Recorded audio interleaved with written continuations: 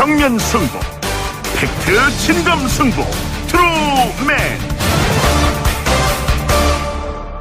네, 11월 27일 월요일 뉴스 정면 승부하고 있습니다. 월요일마다 갖는 코너죠. 팩트 진검 승부 트루맨 시간이고요. 시사인 고재일 기자 나오셨습니다. 안녕하세요. 네, 안녕하십니까. 팩트체크 전문 미디어 뉴스톱의 김준일 팩트체크도 나오셨습니다. 안녕하세요. 안녕하세요. 예. 자, 오늘 첫 번째 다뤄볼 이슈가 지난 8월 19일부터 청와대의 국민청원 게시판을 만들었지 않습니까? 네. 그래서 이제 대통령께서 직접 민주주의를 시행하시겠다 그런 행동에 나셨고 실천에 나신 건데 운영 3개월이 되고 있는 지금 현재 여러 가지 청원들이 몰려들고 있는 것 같아요. 뭐 이국정 교수의 문제라든지 그래서 곤혹스러운 경우도 있지만 또 긍정적인 측면도 있는 것 같고 어떻게 보십니까? 이 청원 이슈에 대해서. 저는 일단 곤혹스러운 측면은 아직까지 제가 봤을 때는 없는 것 같습니다. 네. 네, 그러니까 무슨 얘기냐면 이 청원이 이루어진다고 해서 그건 청원일 뿐이지 청와대가 반드시 그 청원대로 구현하는 건 아니거든요. 네. 네. 첫 번째 이렇게 청원 20만이 넘었던 게 소년법 폐지에 대한 부분이었는데 당시에 정치권에서는 이 초등생 살인 사건 그 가해자들에 대한 처벌이 네. 너무 좀 경미하다 해가지고 국회에서는 너도 나도 이 처벌을 강화하는 그런 입법을 하고 있었는데 네. 오히려 청와대는 이 사안에 대해서 접근할 때 좀 보수적이라 할 정도로 그 소년법의 원래 취지와 그리고 더 중요한 것은 그런 어떤 이 청소년 폭력이나 이런 게 발생하는 학교 폭력이나 이런 부분을 더 신경 써야 된다는 그런 원론적으로 오히려 답변을 했거든요. 네. 그래서 청원은 청원일 뿐이고 정책은 정책이라서 그것을 청와대가 걸러서 보기 때문에 네. 여기에서 여기에서 얼토당토 않는 청원이 나오는 거는 그거는 별도의 문제인 것 같아요. 그리고 네. 또 이런 경우도 있습니다. 그러니까 인터넷 같은 경우 우리가 초에 좀 우려했던 것이 좀 오보의 확산 속도, 가짜 뉴스나 이런 것들의 확산 속도가 네. 빠르다는 건데 네. 이게 이제 검증을 해보면은 오보의 이 정정 속도도 빠르고 강력합니다. 네. 그래서 이를테면 청와대 국민청원에 국내 위안부를 설치하자라는 그런 주장이 나왔어요. 예. 네, 그런 이제 여기 보면 되게 뭐 남자친구와 할 데이트 비용을 달라는 뭐 그런 것부터 해가지고 좀 예. 얼토당토 않는 게 올라오긴 하는데 그것에 대해서 국내 위안부 재창설하라는 청원자를 처벌하자. 이 청원자가 8만 명이 육박해요. 예. 네, 그러니까 그런 주장은 또 여기서 다수가 또 묵살도 시키고 그런 여러 가지의 역동적인 작업이 나타나기 때문에 네. 여기에서는 지금은 현재로서는 뭐 우려할 지점보다는 네. 국민의 목소리를 이렇게 듣는 장소로 기능을 하고 있다고 볼 수 있을 것 같습니다. 예, 김준일 팩트체크. 예, 일단 뭐 좀 몇 가지 정리를 해야 될 것 같은데요. 이제 네. 일단 이게 이제 직접 민주주의의 강화 조치냐라고 봤을 때 네. 사실은 좀 정확하지는 않은 표현입니다. 왜냐하면 직접 민주주의라는 것은 시민들이 네. 직접적으로 이제 어떤 정치에 네. 직접적으로 어떤 결정권을 행사한다든지 이런 네. 것들인데 이거는 결국은 네. 목소리를 전달하고 네. 결정은 어쨌든 뭐 민심 뭐 여론이니까 네. 어쨌든 수렴은 하겠지만은 결정은 어쨌든 청와대나 정부 당국자가 하는 거잖아요. 네. 그러니까 이거를 직접 민주주의의 한 예로 드는 건 사실은 약간 좀 그 핀트에 어긋난다라고 볼 수 있고요. 다만 네. 굉장히 좀 그 긍정적인 조치라고 봅니다. 왜냐하면은 어쨌든 그 전에 어떤 정부들도 이런 시도를 많이 했거든요. 네. 그런데 사실상 그렇게 완전히 활성화되지는 않았어요. 예를 들면은 참여정부 시절에도 국민참여마당이라는 게 있었고요. 예. 근데 이제 큰 차이가 있다면은 국민참여마당이나 그러니까 백악관에도 사실은 있는 청원 사이트가 있는데요, 미국에. 예. 근데 이제 그 차이가 있다라면은 이제 댓글 기능이 그 전에는 없었습니다. 예. 댓글 기능이 없다라는 거는 이거에 내가 동의를 한다라면은 이제 동의를 눌러서 이제 그 클릭 수 이제 그 동의 수는 올라가지만은 사람들이 어떻게 생각하는지 그런 것들이 이제 잘 드러나지 않았는데요. 네. 이 댓글 기능이 있는 것이 좀 이렇게 명과 암이 있어요, 사실은. 왜냐하면은 지금 청와대 시스템은 동의를 해야지만은 댓글을 달 수가 있습니다. 네. 그러니까 거기에는 그 동의의 여론만 담기게 돼 있어요. 그러니까 사실은 이게 굉장히 이것들이 토론이 활성화되는 그런 시스템이 아니고 예. 이런 동의를 하는 사람들이 이 정도 숫자가 있구나라는 그래서 어떤 공론장을 활성화하는 그런 거보다는 어쨌든 이만 많은 사람들이 관심을 갖고 있구나라는 여론의 어떤 지표 흐름을 볼 수 있는 그런 기능이라고 볼 수 있죠. 그래서 사실은 좀 뭐 다른 전문가들이 얘기를 하는 거는 이거를 다른 링크로 통해서 토론을 할 수 있게 장을 만들어 보는 건 어떻느냐라는 이제 제안도 있고 그러거든요. 그래서 이런 것들은 시행착오도 있고 하니까 좀 운영해 보면서 이제 바꿔 나갈 수 있는 아직 여지가 있고요. 근데 이제 아까 말씀드렸지만은 그 고재열 기자가 얘기를 했지만은 좀 약간 터무니없는 것도 나와요. 이를테면 자유한국당을 해체하다 이제 위원 정당으로 해체하자. 사실은 이제 어떻게 보면은 자유한국당 입장에서는 굉장히 좀 황당하고 기분 나쁠 수도 있는데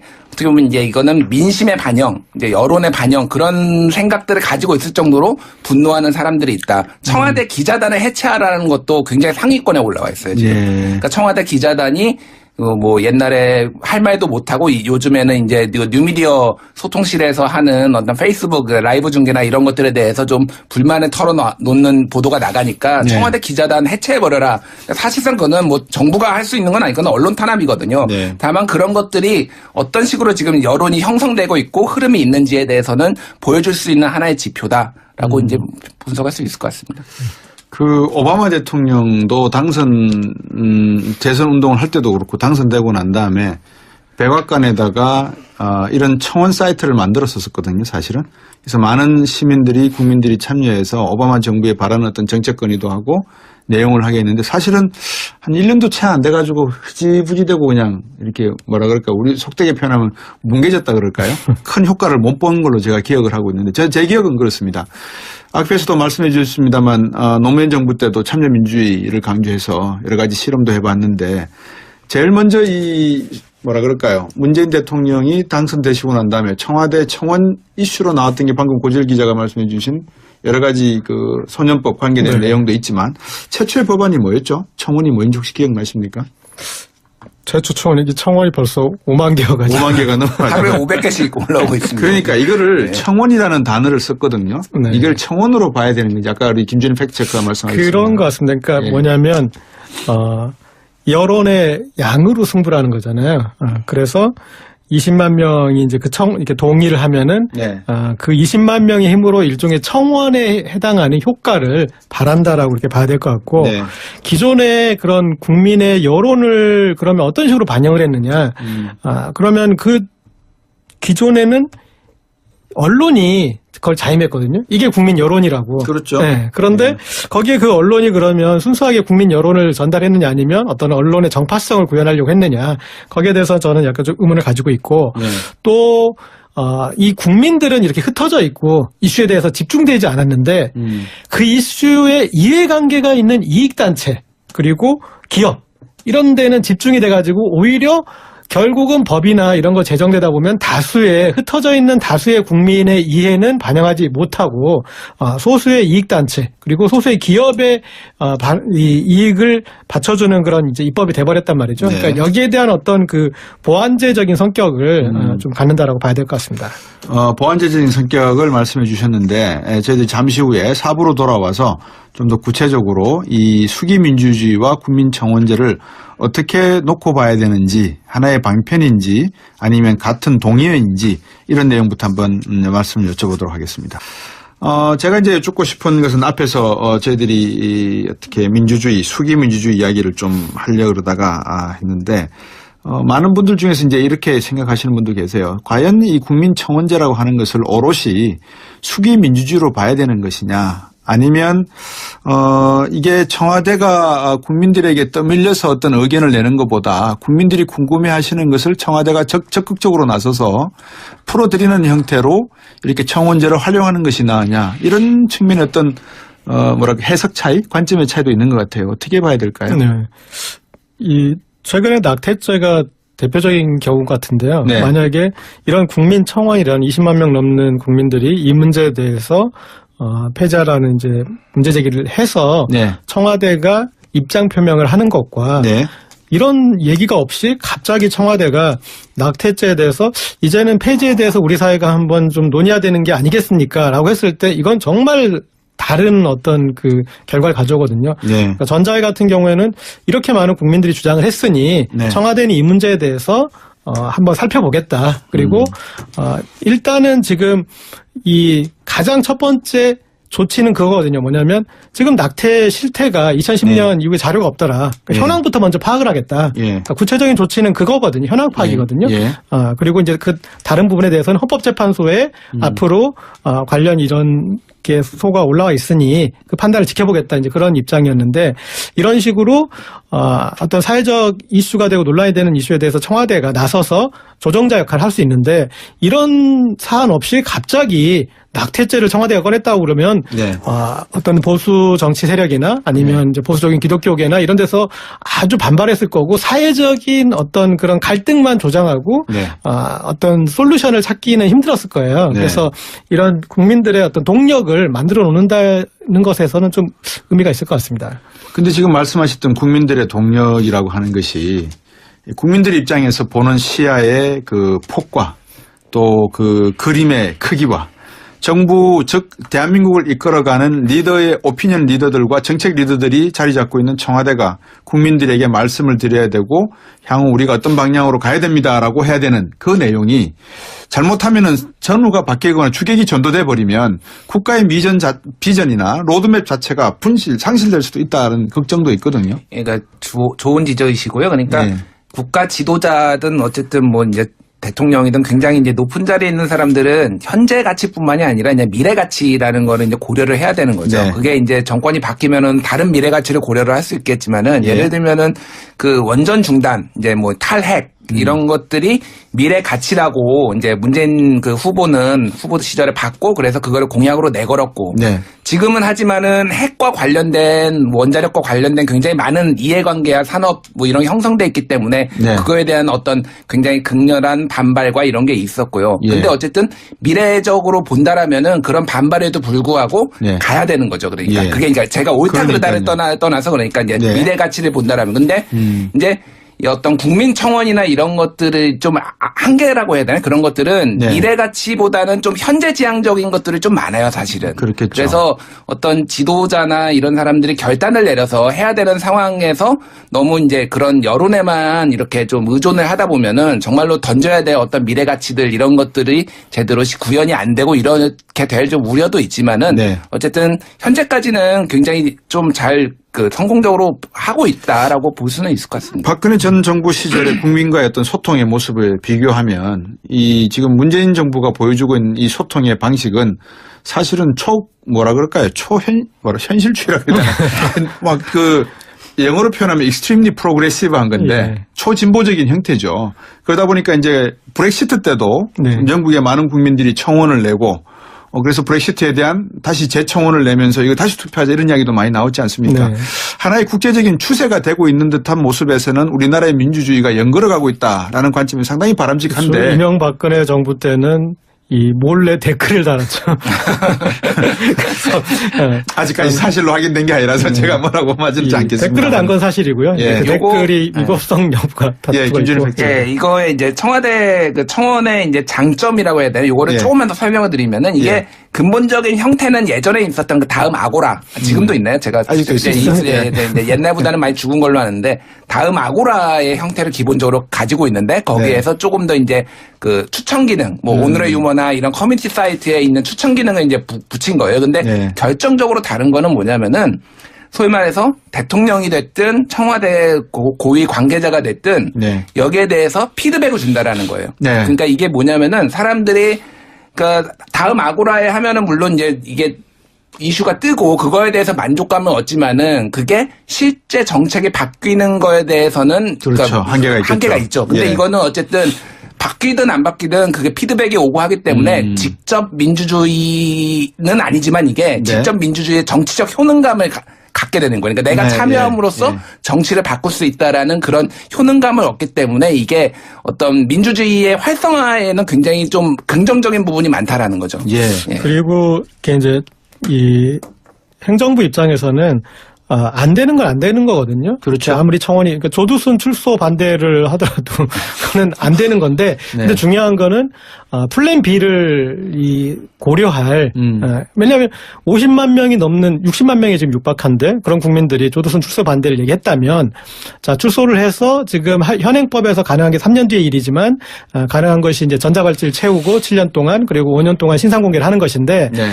그것 외에 다른 방식으로 뭐 어떤 게 있을까? 예. 그것에 대해서 3년 동안 이제 미리 준비를 할 수 있지 않겠습니까? 예. 그래서 다른 길을 찾아서, 그러니까 현행법에서 안 되는 건 안 되는 거고, 그러나 이렇게 국민들이 위협을 느끼고, 그리고 뭔가 조치를 취해주기를 바란다면, 그러면 정부가 나서서 해야 되는 일이잖아요. 그러면 지금 이제 어떤 식으로든 이제 답변을 할 텐데, 거기에서 그런 것을 모색하는 그런 계기가 된다는 면에서 좀 뭐 의미가 있을 것 같습니다. 그 두 분이 너무나 잘 아실 것 같은데 저도 뭐 이분 몇 번 뵀고요. 최장집 교수가 인용 열겠습니다. 직접 민주주의로는 우리 사회가 안고 있는 사회 경제적 문제와 갈등을 해결할 수가 없다. 정치적으로 치밀하고 지속적인 리더십 그리고 협상과 타협을 통해 해결해야 된다. 인용문 닫습니다. 라고 하셨는데 앞으로 우리가 이제 새로운 민주주의를 지금 새롭게 패러다임을 만들어가는 상황이지 않습니까? 이것이 좋다 나쁘다 옳다 그러다를 떠나서 이 방식의 어떤 민주주의 형태 네. 이거를 우리가 어떻게 담아가야 되는지 예. 그걸 한번 생각해 봤으면 좋겠어요. 예. 사실은 여기에 이제 이 올라오는 이슈들이 네. 어떻게 보면 사실은 정부나 여권에 불리한 이슈예요. 네. 그러니까 이 보수 정치 세력이나 그런 쪽에서는 상당히 선명하게 낙태죄 그것을 왜 폐지하느냐. 그리고 뭐 동성애 뭐 네. 여러 가지 이슈나 이런 데서 선명하게 입장을 표명할 수 있는데 오히려 진보 정치 세력일 때 더 네. 스텝이 꼬이게 돼 있어요. 그래서 네. 정의당 같은 경우도 그런 이제 여성 이슈, 뭐 메갈 이슈나 이런 데서 상당히 좀 곤혹스러운 적이 많았는데 그러니까 이런 것들 정체성 이슈가 올라오는 게 오히려 불리할 수는 있거든요. 네. 그렇지만 국민들이 이것에 대해서 이렇게 따져봐야 되지 않겠느냐. 그럼 어떤 공론의 장에 올렸을 때 네. 청와대가 이렇게 입장을 밝히는 거는 제가 봤을 때는 이 발제문의 의미가 있는 것 같아요. 예. 그래서 청와대가 발표하는 발제문을 보고 뭐 여당이든 야당이든 그것에 대해서 다시 또 문제 제기를 하면서 예. 그러면서 이제 공론이 일어나는 건데 예. 그런 이거는 어떤 피하는 것보다는 예. 이런 과정을 거치면서 우리가 어떤 식으로 계속 논의 구조를 성숙시키느냐의 문제지 예. 이런 것들은 뭐 다른 방식으로 또 갈등은 표출되게 돼 있거든요. 예. 그런데 가장 정통으로 이걸 논하고 다뤄보는 게 맞지 않나 싶습니다. 예.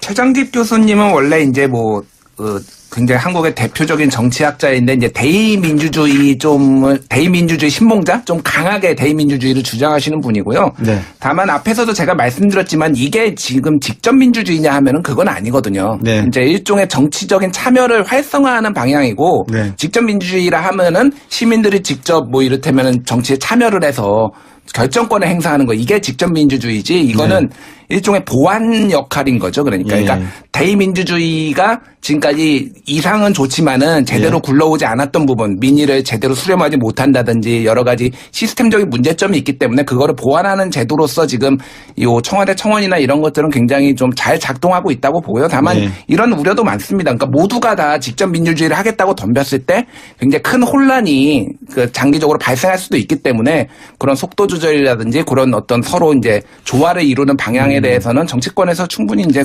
논의를 해볼 부분이라고 봅니다. 첫 번째 제가 이게 브렉시트에 영국 국민 청원이 있었다시피 하나의 세계적인 시대사적인 하나의 추세일 수도 있다라는 판단이 하나가 있고요. 또 하나는 그런 것 같습니다. 청와대가 뭐 우리나라 국민들이 대통령 그러면 마치 국왕의 자리인 것처럼 인식을 하는데 이제 국민들에게 다가가겠다는 것.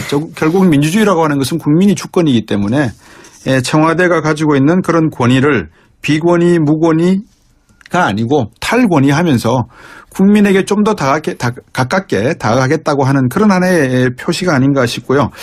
자, 이제 저희들이 계속해서 이제 낙태죄 우리 고재일 기자께서 말씀을 하셨는데 국민청원이 20만 명이 넘으면 청와대가 답을 해야 한다. 그래서 23만 건 넘어선 이 낙태죄 폐지 국민청원에 대해서 청와대가 입장을 밝혔습니다.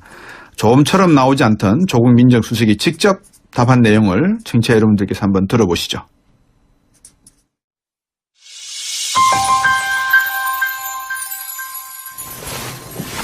안녕하십니까. 조국입니다. 오늘은 낙태죄 폐지에 관련된 청원에 대해서 말씀드리기 위해서 나왔습니다.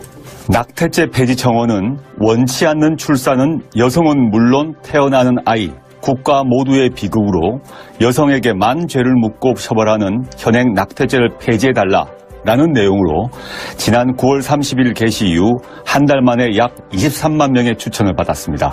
이 문제는 매우 예민한 주제입니다. 낙태란 용어 자체가 부정적 함의를 담고 있기도 합니다. 오늘은 낙태란 단어 대신에 모자보건법이 사용하고 있는 임신중절이란 단어를 사용하도록 하겠습니다. 우리 형법이 제정된 1953년부터 임신중절은 처벌됩니다. 임신중절을 행한 여성은 물론 그것을 시술한 의사도 처벌됩니다. 그런데 1973년 모자보건법이 제정된 후 아주 예외적 조건에 한해서 임신중절은 허용되고 있습니다. 예컨대 부모가 우생학적으로, 유전학적으로 장애가 있거나 흠결이 있는 경우 또는 강간 또는 준강간에 의해서 임신된 경우 이런 경우에만 임신중절이 허용됩니다. 그동안 관련 법 개정 논의가 없었던 것은 아닙니다. 지난 2000년 한국 천주교 주교회의에서는 예외적 허용 조항도 아예 삭제해서 임신중절을 완전히 금지하자는 입법 청원도 있었습니다. 지난 2007년에는 정부가 낙태를 둘러싼 법과 현실의 괴리를 극복하기 위해서 법 정비 방안을 연구하고 공청회를 개최하여 사회적 논의를 일으킨 적도 있습니다. 당시에는 낙태 예외 조항에 본인 동의 사유와 사회 경제적 사유를 추가하고 배우자의 동의 조항과 우생학적, 유전적 사유를 삭제하는 등이 논의되었습니다. 그리고 지난 2012년 헌법재판소가 낙태죄 합헌 결정을 내렸습니다. 위원대 합헌이 4대4로 팽팽했습니다. 이 문제를 논의하기 위해서 임신중절이 실제로 얼마나 이루어지고 있는지 그 원인은 무엇인지 먼저 살펴보아야 합니다. 안타깝게도 가장 최근 조사 자료가 2010년 자료입니다.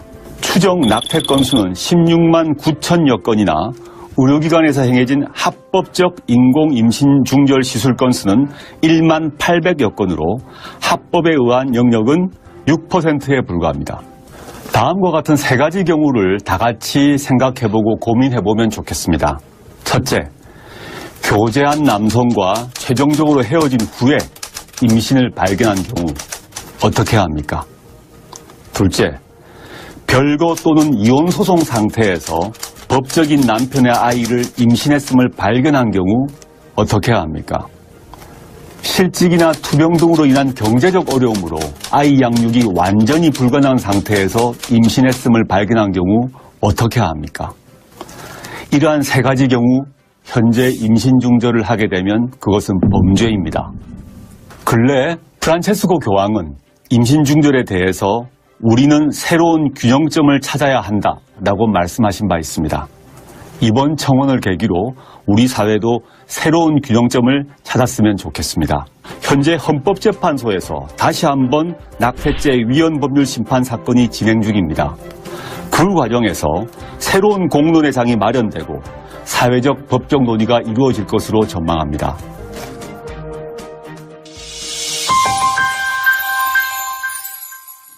예, 오래 들으셨습니다. 아이고, 참 길었습니다.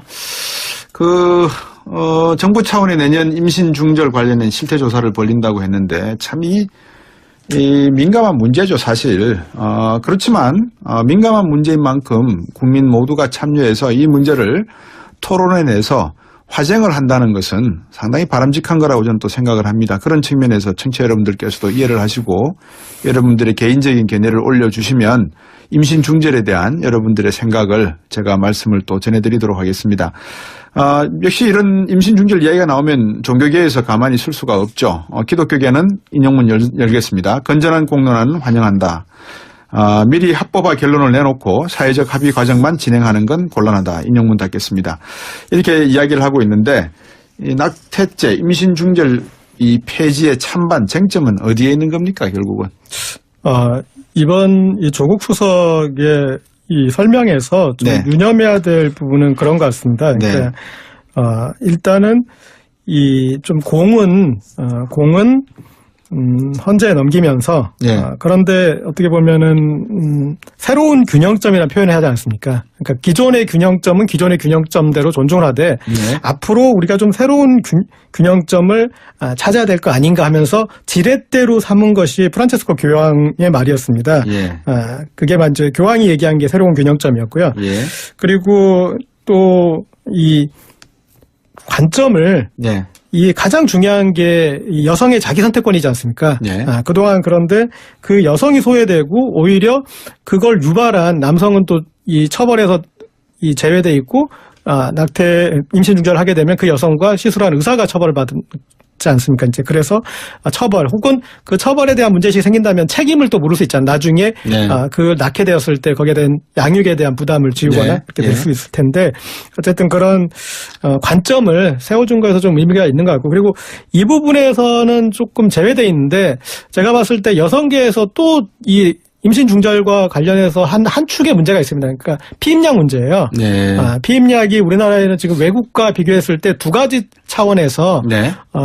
그 문제가 있는데, 그러니까 우리가 언제부터를 태아로 보고 언제까지는 수정란으로 보느냐 이제 그 문제가 있지 않습니까? 네. 그런데 착상과 착상 직후까지도 이 가능한 피임약이 전 세계적으로 60개국이 합법적으로 쓰고 있는데 우리나라 그걸 못 써요. 네. 그래서 그러면 그때 처리를 못하면 임신 중절을 해야 되지 않습니까? 네. 그러니까 이게 임신 중절 문제와 피임약 문제가 떼있지 않은데 우리는 네. 첫 번째로 그런 그 이제 임신 중절까지 가기 전에 막을 수 있는 그 피임약을 법적으로 막고 있는 나라라는 거 첫 번째. 그 다음에 바로 사후 피임약 같은 경우도 약국에서 임의로 구입할 수 있는 게 아니라 전문가 의사 처방이 필요한 그냥 일반 약이 아니라 네. 전문의약품이라는 거 그 부분이 지금 사실 여성계에서 빨리 현안 주장하고 있는 거는 그런 두 가지거든요. 예. 그런데 이 임신 중절 문제가 논쟁의 장에 올라간다면 예. 오히려 이 부분은 더 사회적 공감대를 얻기가 쉽잖아요. 예. 그래서 임신 중절 낙태죄 부분이 더 뒤에 논의되더라도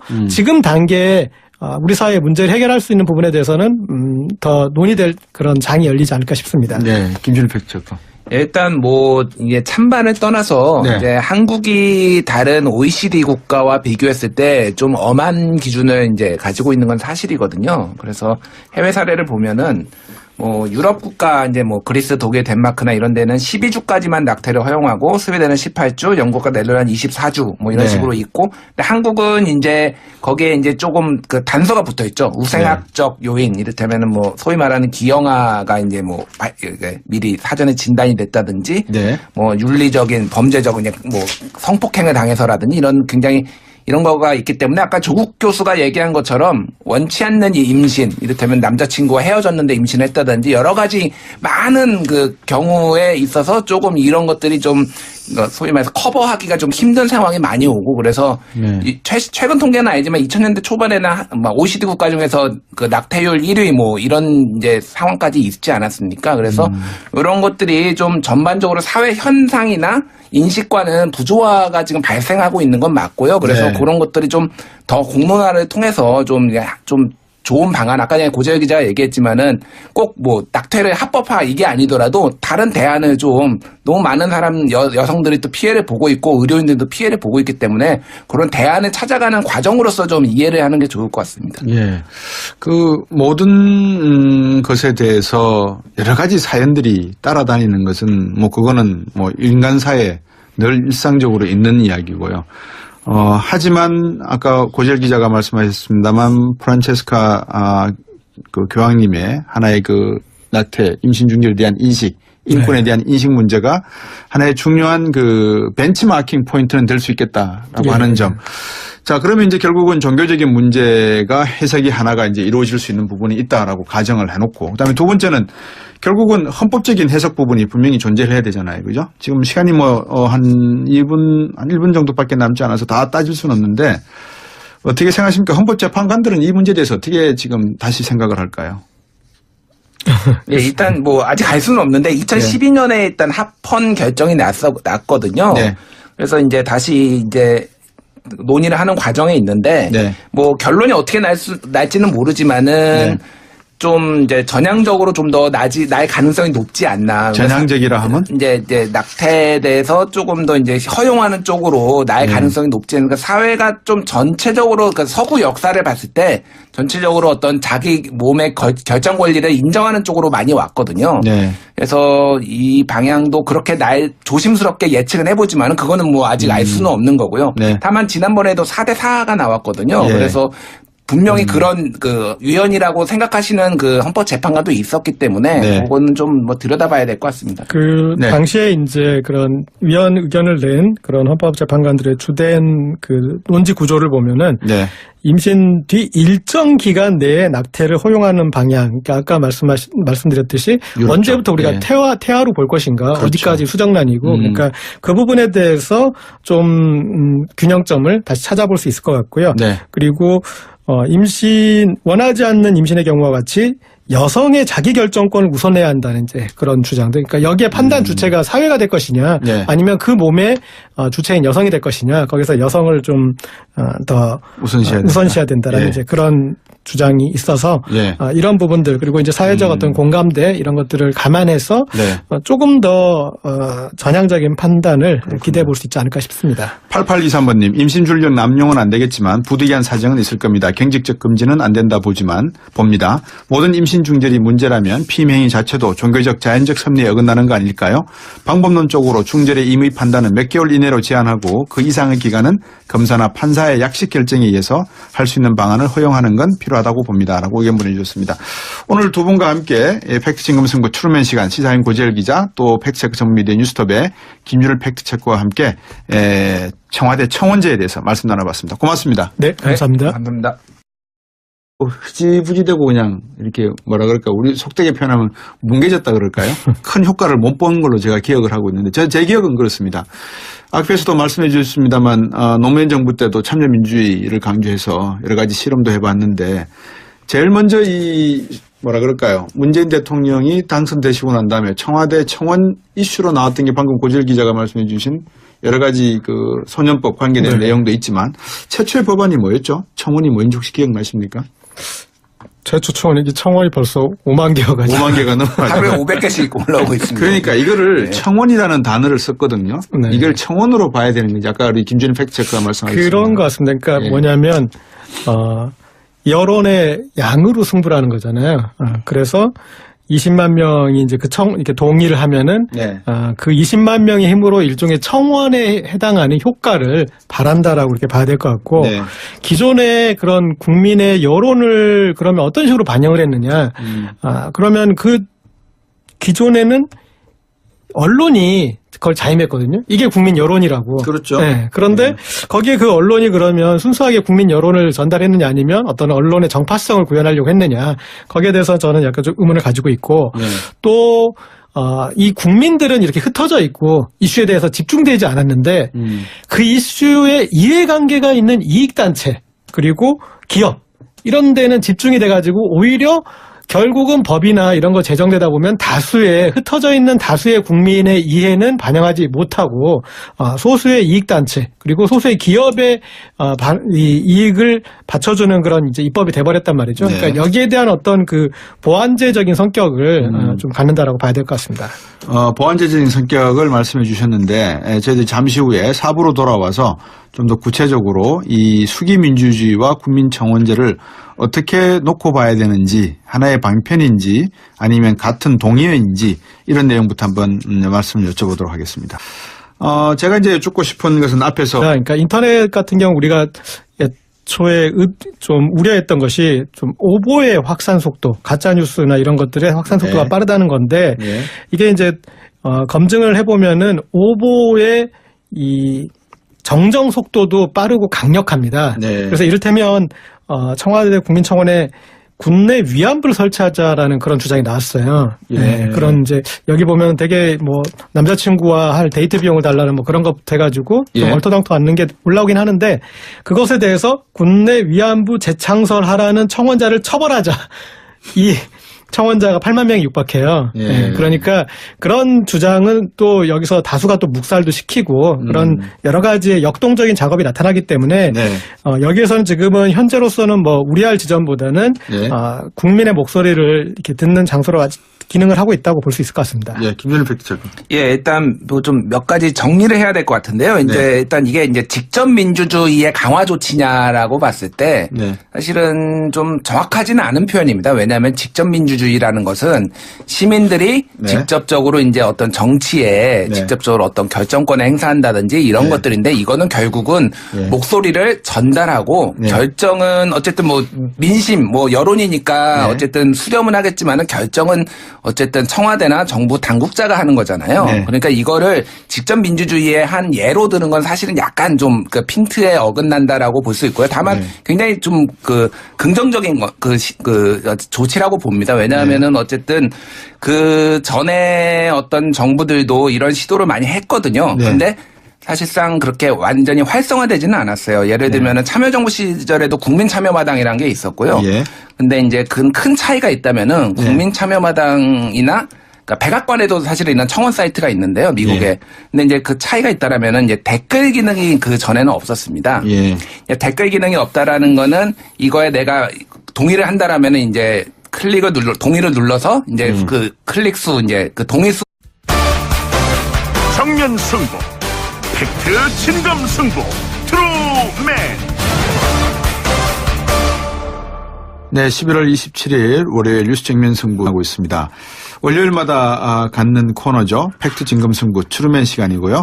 시사인 고재일 기자 나오셨습니다. 안녕하세요. 네, 안녕하십니까? 팩트체크 전문 미디어 뉴스톱의 김준일 팩트체크도 나오셨습니다. 안녕하세요. 안녕하세요. 예. 자, 오늘 첫 번째 다뤄볼 이슈가 지난 8월 19일부터 청와대의 국민청원 게시판을 만들었지 않습니까? 네. 그래서 이제 대통령께서 직접 민주주의를 시행하시겠다 그런 행동에 나셨고 실천에 나신 건데 운영 3개월이 되고 있는 지금 현재 여러 가지 청원들이 몰려들고 있는 것 같아요. 뭐 이국정 교수의 문제라든지 그래서 곤혹스러운 경우도 있지만 또 긍정적인 측면도 있는 것 같고 어떻게 보십니까? 이 청원 이슈에 대해서. 저는 일단 곤혹스러운 측면은 아직까지 제가 봤을 때는 없는 것 같습니다. 네. 그러니까 무슨 얘기냐면 이 청원이 이루어진다고 해서 그건 청원일 뿐이지 청와대가 반드시 그 청원대로 구현하는 건 아니거든요. 네. 첫 번째 이렇게 청원 20만이 넘었던 게 소년법 폐지에 대한 부분이었는데 당시에 정치권에서는 이 초등생 살인 사건 그 가해자들에 대한 처벌이 네. 너무 좀 경미하다 해가지고 국회에서는 너도 나도 이 처벌을 강화하는 그런 입법을 하고 있었는데 네. 오히려 청와대는 이 사안에 대해서 접근할 때 네. 좀 보수적이라 할 정도로 그 소년법의 원래 취지와 그리고 더 중요한 것은 그런 어떤 이 청소년 폭력이나 이런 게 발생한 학교 폭력이나 이런 부분을 더 신경 써야 된다는 그런 원론적으로 오히려 답변을 했거든요. 네. 그래서 청원은 청원일 뿐이고 정책은 정책이라서 그것을 청와대가 걸러서 보기 때문에 네. 여기에서 얼토당토 않는 청원이 나오는 거는 그거는 별도의 문제인 것 같아요. 그리고 네. 또 이런 경우도 있습니다. 는 올라가지만은 사람들이 어떻게 생각하는지 그런 것들이 이제 잘 드러나지 않았는데요. 네. 이 댓글 기능이 있는 것이 좀 이렇게 명과 암이 있어요, 사실은. 왜냐하면은 지금 청와대 시스템은 동의를 해야지만은 댓글을 달 수가 있습니다. 네. 그러니까 거기에는 그 동의의 여론만 담기게 돼 있어요. 그러니까 사실은 이게 굉장히 이것들이 토론이 활성화되는 그런 시스템이 아니고 예. 이런 동의를 하는 사람들이 이 정도 숫자가 있구나라는 그래서 어떤 공론장을 활성화하는 그런 거보다는 어쨌든 이만 많은 사람들이 관심을 갖고 있구나라는 여론의 어떤 지표 흐름을 볼 수 있는 그런 기능이라고 볼 수 있죠. 그래서 사실은 좀 뭐 다른 전문가들이 얘기를 하는 거는 이거를 다른 링크로 통해서 토론을 할 수 있게 장을 만들어 보는 건 어떻느냐라는 이제 제안도 있고 그러거든요. 네, 그래서 네. 이런 것들을 시행착오도 있고 하니까 좀 운영해 보면서 이제 바꿔 나갈 수 있는 아직 여지가 있고요. 근데 이제 아까 말씀드렸지만은 그 고재열 기자가 얘기를 했지만은 좀 약간 터무니없는 것도 나와요. 이를테면 자유한국당을 해체하다 이제 위원 정당으로 해체하자. 사실은 이제 어떻게 보면은 자유한국당 입장에서는 굉장히 좀 황당하고 기분 나쁠 수도 있는데 어떻게 보면 이제 이거는 민심의 반영, 이제 여론의 반영 그런 생각들을 가지고 있을 정도로 분노하는 사람들이 있다. 청와대 기자단을 해체하라는 것도 굉장히 상위권에 올라와 있어요. 지금. 예. 그러니까 청와대 기자단이 뭐 옛날에 할 말도 못하고 요즘에는 이제 뉴미디어 소통실에서 하는 어떤 페이스북 라이브 중계나 이런 것들에 대해서 좀 불만을 털어놓는 보도가 나가니까 청와대 기자단 해체해버려라. 사실상 그거는 뭐 정부가 할 수 있는 건 아니거나 언론 탄압이거든요. 네. 다만 그런 것들이 어떤 식으로 지금 여론이 형성되고 있고 흐름이 있는지에 대해서는 보여줄 수 있는 하나의 지표다라고 이제 분석할 수 있을 것 같습니다. 그 오바마 대통령도 대선 운동을 할 때도 그렇고 당선되고 난 다음에 백악관에다가 이런 청원 사이트를 만들었었거든요, 사실은. 그래서 많은 시민들이 국민들이 참여해서 오바마 정부에 바라는 어떤 정책 건의도 하고 내용을 하게 했는데 사실은 한 1년도 채 안 돼가지고 저희들이 어떻게 수기 민주주의 이야기를 좀 하려고 그러다가 했는데 많은 분들 중에서 이제 이렇게 생각하시는 분도 계세요. 과연 이 국민청원제라고 하는 것을 오롯이 수기 민주주의로 봐야 되는 것이냐, 아니면 이게 청와대가 국민들에게 떠밀려서 어떤 의견을 내는 것보다 국민들이 궁금해하시는 것을 청와대가 적극적으로 나서서 풀어드리는 형태로 이렇게 청원제를 활용하는 것이 나으냐, 이런 측면의 어떤 해석 차이, 관점의 차이도 있는 것 같아요. 어떻게 봐야 될까요? 네. 최근에 낙태죄가 대표적인 경우 같은데요. 네. 만약에 이런 국민청원이라는 20만 명 넘는 국민들이 이 문제에 대해서 폐자라는 이제 문제 제기를 해서 네. 청와대가 입장 표명을 하는 것과 네. 이런 얘기가 없이 갑자기 청와대가 낙태죄에 대해서 이제는 폐지에 대해서 우리 사회가 한번 좀 논의해야 되는 게 아니겠습니까? 라고 했을 때 이건 정말 다른 어떤 그 결과를 가져오거든요. 네. 그러니까 전자회 같은 경우에는 이렇게 많은 국민들이 주장을 했으니 네. 청와대는 이 문제에 대해서 한번 살펴보겠다. 그리고 일단은 지금 이 가장 첫 번째 조치는 그거거든요. 뭐냐면 지금 낙태 실태가 2010년 이후에 자료가 없더라. 그러니까 네. 현황부터 먼저 파악을 하겠다. 예. 그러니까 구체적인 조치는 그거거든요. 현황 파악이거든요. 예. 그리고 이제 그 다른 부분에 대해서는 헌법재판소에 앞으로 관련 이런 게 소가 올라와 있으니 그 판단을 지켜보겠다. 이제 그런 입장이었는데 이런 식으로 어떤 사회적 이슈가 되고 논란이 되는 이슈에 대해서 청와대가 나서서 조정자 역할을 할 수 있는데 이런 사안 없이 갑자기 낙태죄를 청와대가 꺼냈다고 그러면 네. 어떤 보수 정치 세력이나 아니면 이제 보수적인 기독교계나 이런 데서 아주 반발했을 거고 사회적인 어떤 그런 갈등만 조장하고 네. 어떤 솔루션을 찾기는 힘들었을 거예요. 네. 그래서 이런 국민들의 어떤 동력을 만들어 놓는다는 것에서는 좀 의미가 있을 것 같습니다. 근데 지금 말씀하셨던 국민들의 동력이라고 하는 것이 국민들 입장에서 보는 시야의 그 폭과 또